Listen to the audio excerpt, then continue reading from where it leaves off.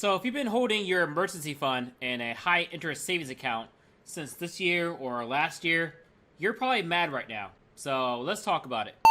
Hi, I'm Matt. In this video, we're going to talk about high interest savings accounts as they pertain to emergency funds, and we're going to discuss whether they are still worth it or not. So, some backstory as to what the hell I'm talking about. I remember early last year, when I was first starting to get it into personal finance, I was listening to channels like The Financial Diet and Graham Stephan, and they were talking about one of the prerequisites for, getting into investing and stuff is to get an emergency fund. They recommended to put your emergency fund in a high interest savings account so that it keeps up with inflation. And I was slowly getting into it, slowly learning about it.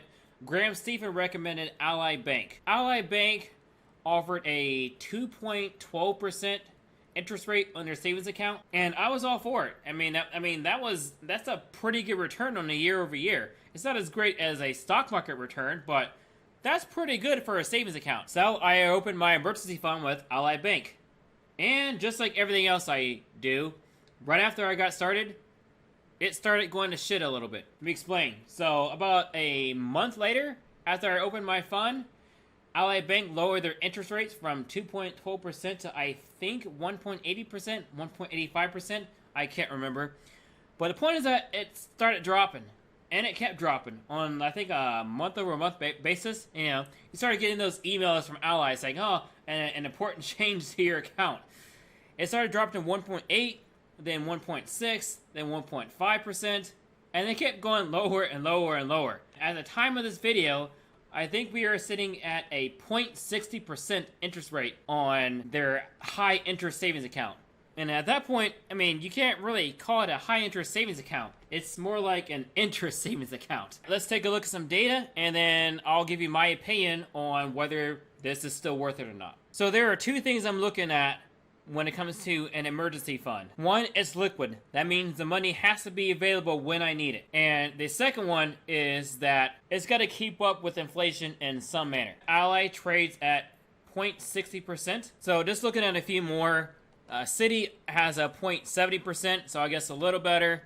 Wealthfront, it's not really a savings, it's more of a cash account. That has a 0.35% annual percent yield. I found one from a company called Chime that has 1%. Ooh. Now, just to let you know that all these banks are dropping their interest rate. It's not just Ally. Like this, this used to be more. Like, this definitely used to be more, but it's all dropping. And the reason why, all these interest rates are dropping is because, to simplify things, the Fed interest rate controls how much interest that these banks can pass on to the customers. And as you know, the Fed lowered their interest rate to zero or damn near zero. And so as a result, all these interest rates are falling down.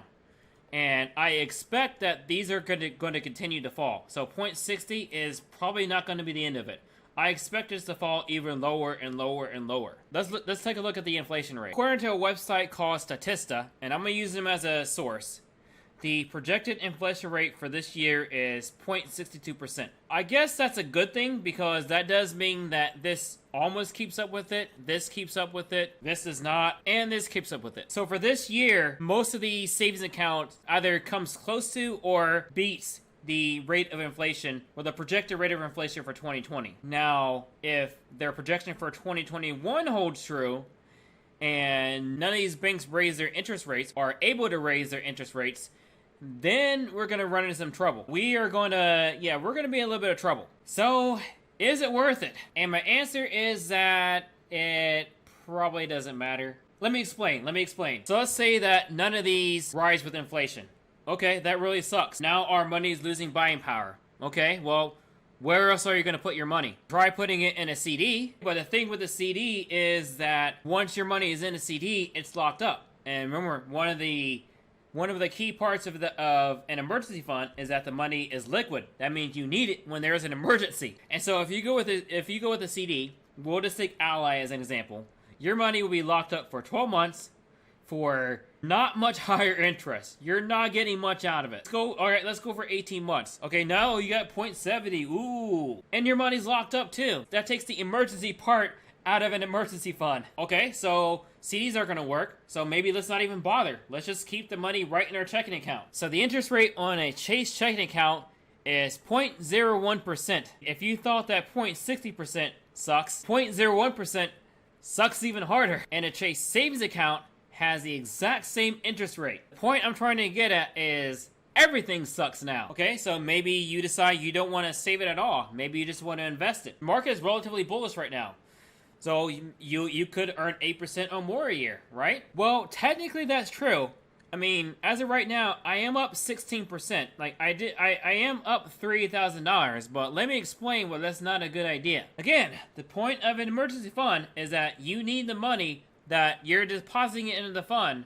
Like, you need it to be available in the event of an emergency. For example, let's take Cisco. Let's assume that I have $2,747, and that was my emergency fund, and I threw it into Cisco stock. Well, right now I'm down $219 in the short term. Now I am bullish on Cisco in the long term, but if I needed the money right now, I'm only going to get just over $2,500. I just lost that money. So if I needed $2,600 for an emergency, I don't have it. And not only that, even if I sold the money, it takes several days for it to clear and for it to deposit in your money market.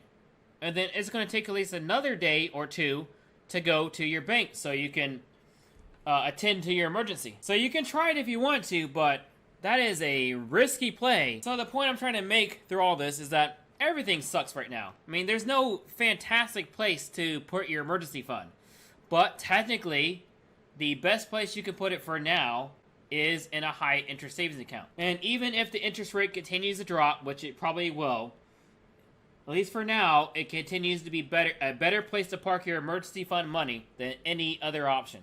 Anything more than a 3 to 6 month allotment for your emergency fund, anything more than that, and you have money left over, in my opinion, I would recommend you invest that much. So unless you have something very specific that you're saving for, like a down payment on real estate property, or a house, or a car, or something like that, I mean, any money that you have extra, outside of 3 to 6 months worth of your bare minimum living expenses, in my opinion, that should be invested. But anything below that, you should keep it in your high interest savings account. But yeah, that's just my opinion. So what do you think? Do you have a better place to park your emergency fund? Do you plan on investing all of it? Or are you going to just keep it in your checking account, or what? Let me know what you think in the comments. But anyways, have a great day, and eat your vegetables.